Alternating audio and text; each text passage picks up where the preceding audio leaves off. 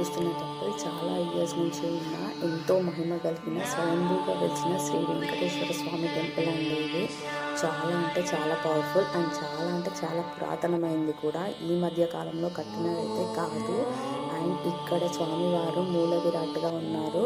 And స్వామివారి ప్రతిష్ఠించిన విగ్రహం కాదండి, స్వయంభూగా వెలిసిన విగ్రహం కాబట్టి ఆయన ప్రతిష్ఠించిన విగ్రహం అయితే లేదు. స్వయంభూగా వెలిసిన దానికే పూజలు చేస్తున్నారు. అండ్ స్వామివారికి రైట్ సైడ్ శివుడు కూడా ఉన్నాడు. శివాలయం చిన్నగా ఉంటుంది. అండ్ లెఫ్ట్ సైడ్లో చూసుకుంటే మనకు నవగ్రహాలు, ఆంజనేయ స్వామివారు అందరూ కూడా దర్శనమిస్తారు ఈ టెంపుల్లో.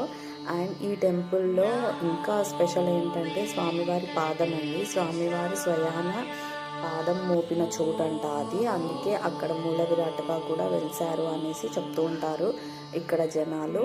అండ్ చాలా ఇయర్స్ నుంచి ఉన్న రావి చెట్టు, వేప చెట్టు రెండు కలిసి ఒకే దగ్గర ఉన్నాయండి. అండ్ ఆ చెట్లు కూడా చాలా ఇయర్స్ నుంచి ఉన్న చెట్లంట. చాలా మహిమ కలిగిన గుడి అంటారు. కోరుకున్న ప్రతి కోరిక తీరుతుంది అనేసి చెప్తూ ఉంటారు. సో మీకు కూడా ఈ టెంపుల్ తెలుసుంటే నాకు కమెంట్ సెక్షన్లో కమెంట్ చేయండి డెఫినెట్గా. అండ్ లైక్ చేయండి, షేర్ చేయండి, సబ్స్క్రైబ్ చేసుకోవడం మాత్రం మర్చిపోవద్దు. అండ్ స్వామివారి పాదం ఇదేనండి. ఇక్కడ చాలామంది స్వామివారి పాదాలకు కూడా పూజ చేస్తుంటారు. నా పాదాలని నమ్ముకున్న వారికి నేను డెఫినెట్గా మీకు మంచి చేస్తాను అని స్వామివారు చెప్పారంట కదా. ఆయన పాదాల శరణు అని చాలామంది నమ్ముతూ ఉంటారు కదా.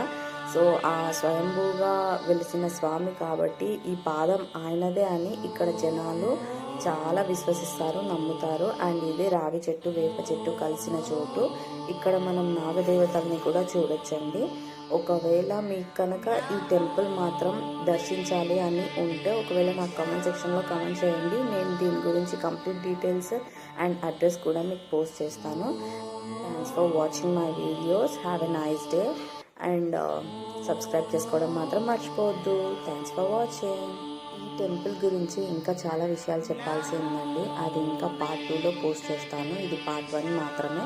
పార్ట్ 2 కూడా డెఫినెట్గా రేపు పోస్ట్ చేస్తాను. డెఫినెట్గా చూడండి. చాలా మహిమ కలిగిన గుడి.